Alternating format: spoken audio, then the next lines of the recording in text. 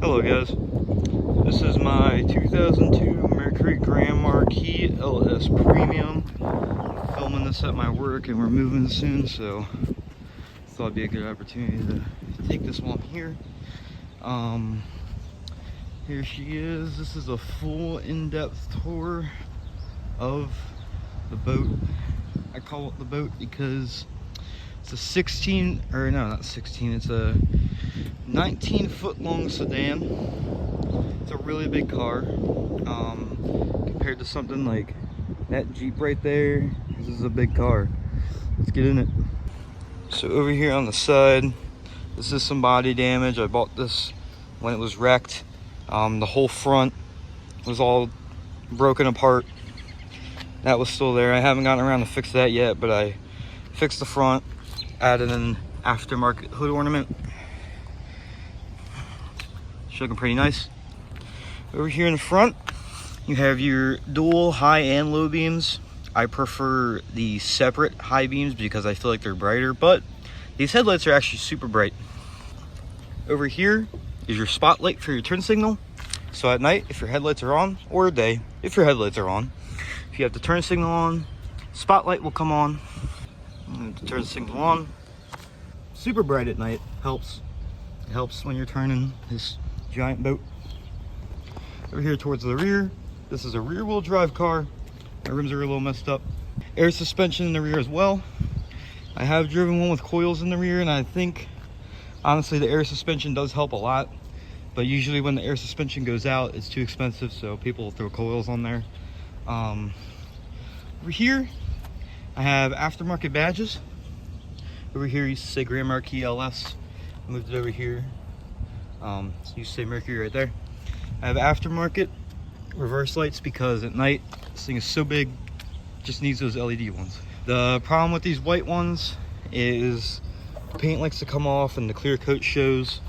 Some of it'll rust, but that's the only problem with these white ones, where the paint will do that. Not too much on the outside. Let's hop under that hood. Under the hood we have a Ford 4.6 V8. These things are in every Grand Marquis, every town car, every what's the Crown Vic? There we go, Crown Vic. These things are really reliable. This car has 218,000 miles on it. Still starts, still runs beautifully. The only issue this car is going to give you is the intake manifold will leak. I have to sort that out still. That's why it looks like that.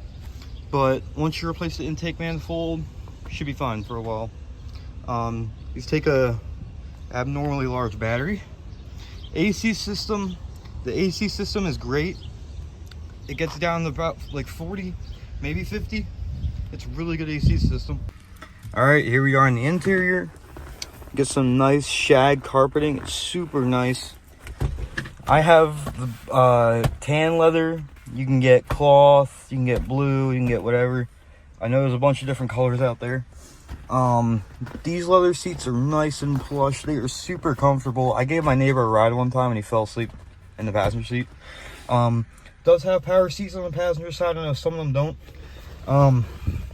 Over here for the driver, you get power seats, rear window control, front window control, lock for the doors, power mirrors, parking brake. Oop. Flip a little bit there. Anyway, press in for the dome lights. Come on. This is your running lights, headlights, your timed lights for when you like at night. They'll come on automatically, or they will shut off, like for the designated time you have. I don't know. Panel dim, you know, dim everything. Pedal adjusters, cruise or traction control. Over here, your turn signals and your wipers. Interesting fact: anytime you have your wipers on, the headlights will come on automatically. Over here on the steering wheel, you have cruise control settings. Over here, this is where it gets a little tricky.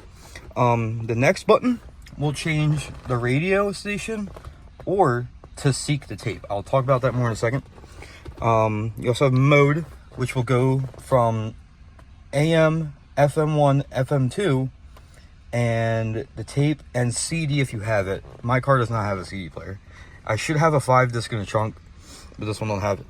Volume control, temperature control, and fan control for the climate control down here. This is the gauge cluster. I will get into that in a second once I start the car.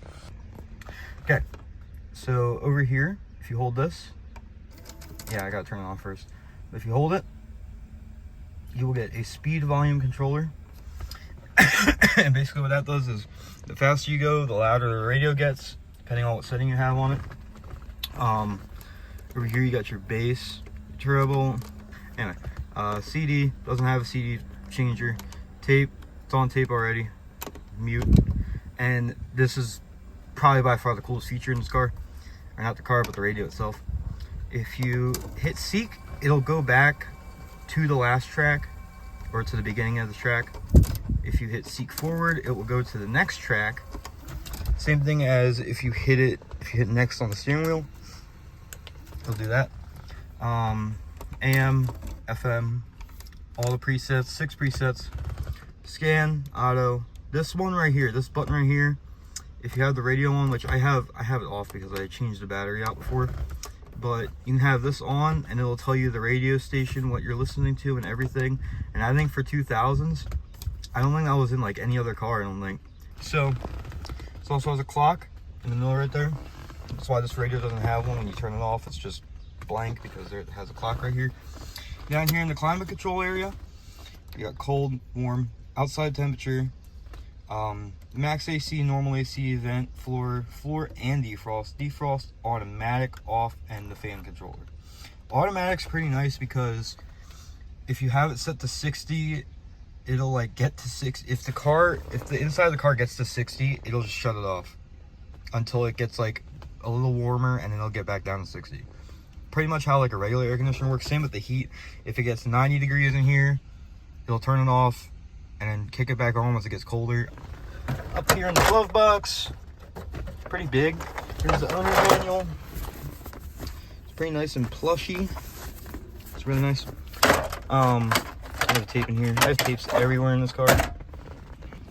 Forgot to mention this button right here. This was for air horns I have right there in the front. Over there you can kind of see like right there is one, the other one's kind of hidden over there. But they no longer work, so this button's just kind of here. Over here in the back, you have the same plush leather seats. And even though this doesn't look like a lot of leg room, it is still a lot of leg room. You still kind of gotta like sit right. You can't lounge in here. But if you move the seats forward a little more, no one ever sits back here, so I have the seats back a lot, but this is what it looks like. It's pretty nice. I'm almost 6 foot. I sit back here pretty comfortably. The seatbelt. But I have a lot of let me move my phone up. But I have a lot of headroom. Like I have a lot of headroom still. It's pretty nice right here. It's an armrest and cup holders. As a back passenger, you also get your own window control and an ashtray. You also get these pockets back here that I put my own stuff in. Here's that armrest thing. Yeah, these seats, I don't want to argue, these seats are probably a little more comfier than the front ones. These ones are really nice because they never really got sat in, like, ever. And here's the trunk. The trunk lid goes up pretty high, way taller than the car. It's hard to get a good idea of how big the trunk is because of all my junk in here, but if I take my toolbox out, you can see how low it is all the way down here. It's a pretty big trunk. It can fit a lot in here, I'm not gonna lie. Like, I've never had another car that fit this much shit in it. My car, some of them don't, but this one came with a full-size spare.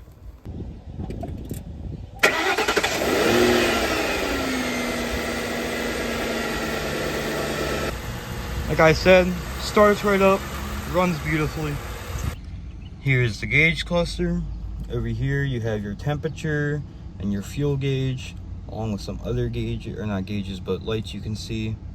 Here's the speedometer, 218,000. Over here you have distance to empty, average fuel economy, trip A, trip B, average speed. And you can also switch it to metric Ignore that. But now you have kilometers, and down here in the climate control, you now have Celsius. But if I switch it back, now you have Fahrenheit, which is rather cool. I think it's kind of cool. Up here you have a 4-speed automatic on the column shifter. And yeah, here she is. Let's go for that drive.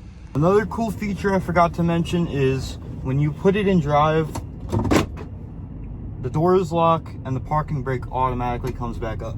I'll do it again. I'll put the parking brake on. I'll put it back down and drive. It comes right back up. Even though this does have the 4.6, would I race it? No. It's more for, say, highway use, maybe road trips. It's pretty good on fuel economy. Gets about 25 on the highway, maybe 30 in residential areas if you're lucky. It's a pretty nice car. Another issue with these cars is, along with the intake manifold, you also have the ball joints. These cars are heavy. These are heavy cars, and the ball joints don't like that very much. And considering these have over 218,000 on them, they're going to need to be changed soon.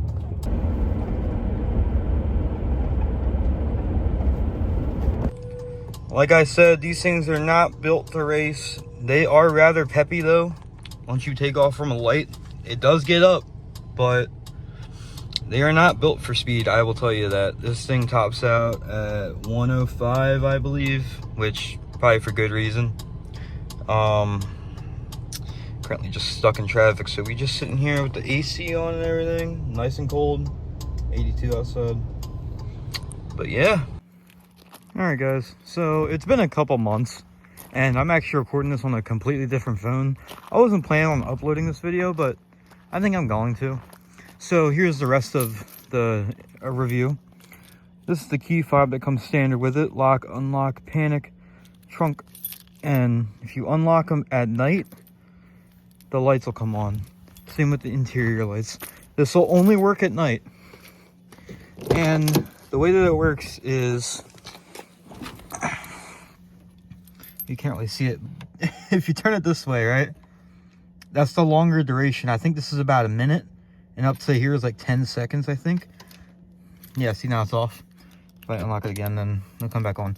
But, you know, that's the headlights. And the interior lights will only come on at night. So I drive around with my headlights on all the time. And when I drive around during the day with my headlights on, my interior lights are not on, because I will go like in a tunnel or something, and then they'll like kick on, but you know, when you first go in there, they're not on. And if you were wondering how bright the spotlight turn signals are at night, that's how bright they are. And here's the high beams as well. Actually, that's the pull back, push forward and they lock. I forgot to mention too, but I ended up fixing my horns actually. Shout out to Horn Blasters. I think I should make a disclaimer that not every Grand Marquis is exactly like this. Okay, this is a fully loaded version. Stock, they come with a regular gauge cluster, regular gauges, the dial type of climate control, and a basic radio. This is a upgraded version of the stock. This is the stock radio, but this is the premium sound version, the premium sound. It actually sounds really nice. I think it's probably the best stereo I've had in a car, even though it's the stock one. It sounds really, really, really good. Fun fact about that seatbelt chime, it'll do that if the key is on. The car doesn't have to be running. You don't have to be sitting in the seat. If the key is on, it'll do that. And the seatbelt's not on, obviously, but anywho, that's it for this one. Go out and buy one of these. If you take care of them, they will take care of you back.